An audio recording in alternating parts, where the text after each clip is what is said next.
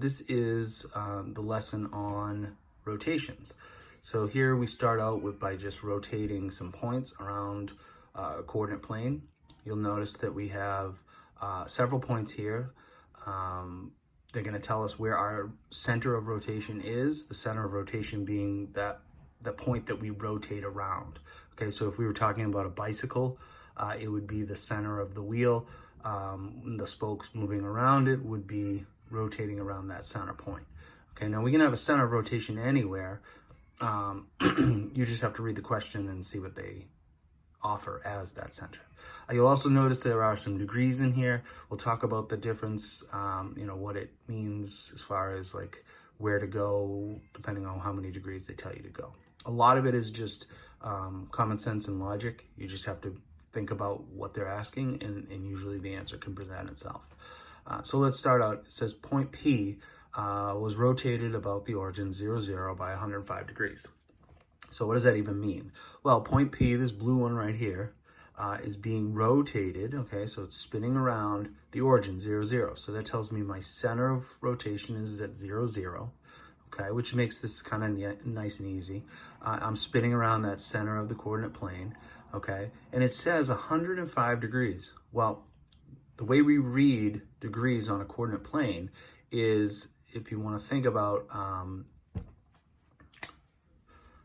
we can think about the x-axis as that starting place, right?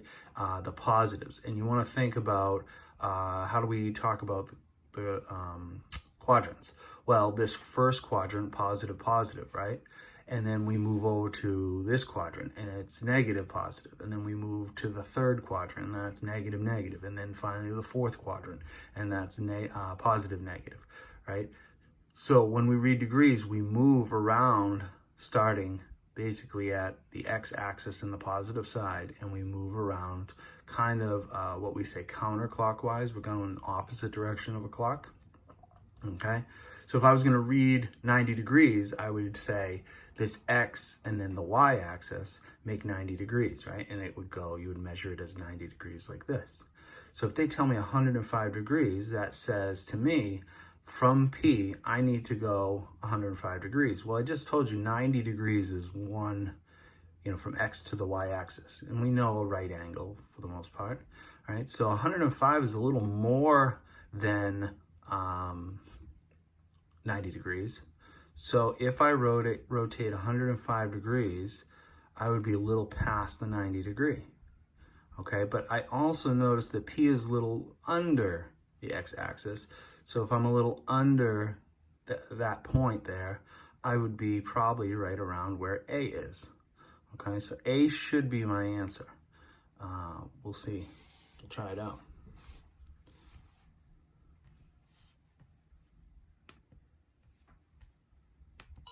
Hey, look at that. See, I know what I'm doing sometimes. All right, next question. So now we don't have our coordinate plane, right? Oh no, this is much more confusing. Well, we're gonna think of it in the same terms of if we had a coordinate plane. Okay, so we're gonna imagine that this is the center and this is our X and our Y axis, okay?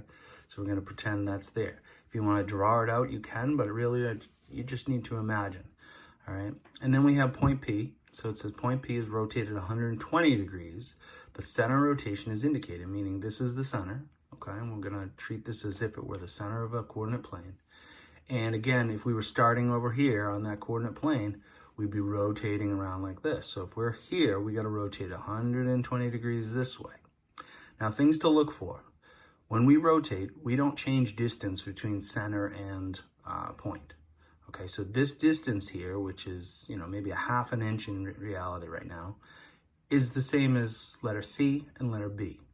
That tells me that A and D cannot be my answers because we don't extend the distance when we rotate. We just spin, right? Nothing gets extended. So now I know it's either B or C. I then think, well, it's 120 degrees. And when I measure degrees, I go counterclockwise over here. So that means this guy should go this direction. Well, 180 degrees would be a straight line. So, and 90 degrees would be a right angle. So 120 is going to be between those two spots, and C is the only one that fits in that area. Okay, so again, like I said, it's logic. We're not actually getting the exact measurements. We're just narrowing down our options, and the only option that makes sense is C.